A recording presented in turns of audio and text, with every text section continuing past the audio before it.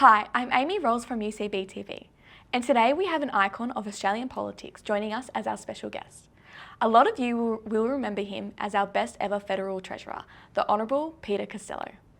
From 1990 to 2009, Peter served as a member of the Australian House of Representatives and was Treasurer of the Commonwealth of Australia from 1996 to 2007. This is the longest service of any Treasurer in Australian history. Mr Costello is currently Chairman of the Future Fund. He is also Chairman of the Nine Entertainment Corporation. Welcome Mr Costello, and thank you for joining me today. COVID-19 remains a challenge for all Australians. What would be your one or two learnings on what to and what not to do if a similar global issue of this nature were to happen again?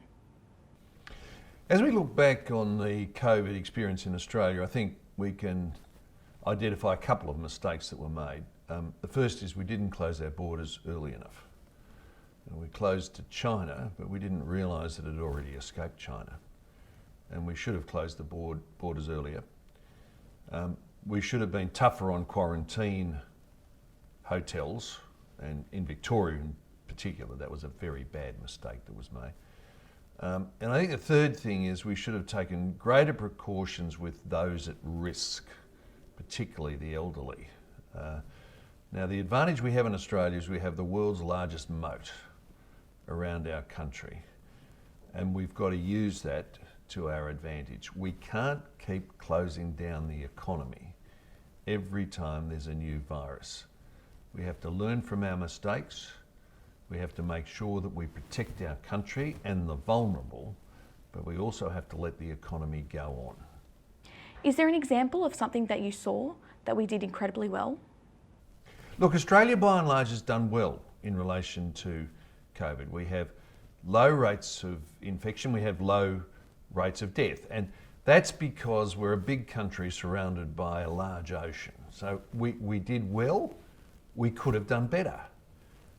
If we'd have closed the borders earlier, if we'd have looked after the vulnerable better, and now's the time to get the economy back again. We can't keep closing our economy every time there's a new virus because there's going to be a lot of them. Small and medium enterprises, just like many UCB members, are an employment driver of the Australian economy. How do you feel that this sector will respond as we move past COVID into 2021 and 2022? Well, I think the pandemic has fallen hardest on small business. They're the people that are really out there on the forefront, and they're the people that have taken the big shock.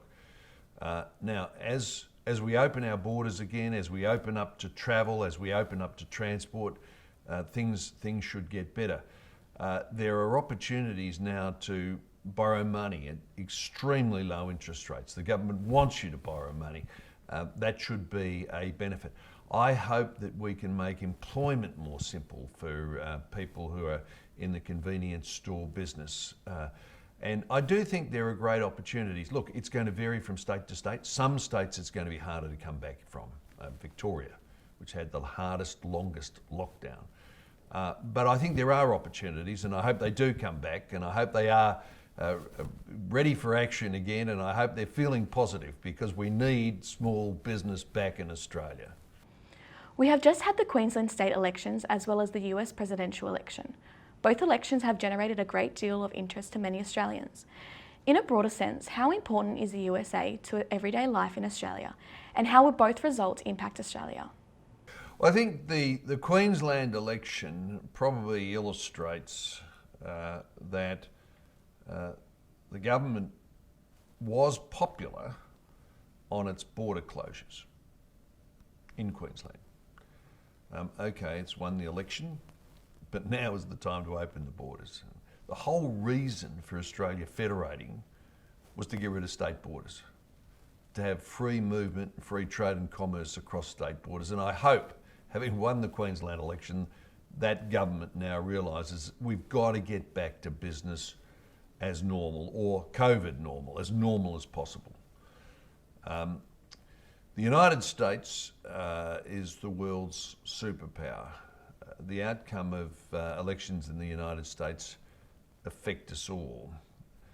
At this stage, the best thing we can hope for is that all sides of politics respect the outcome.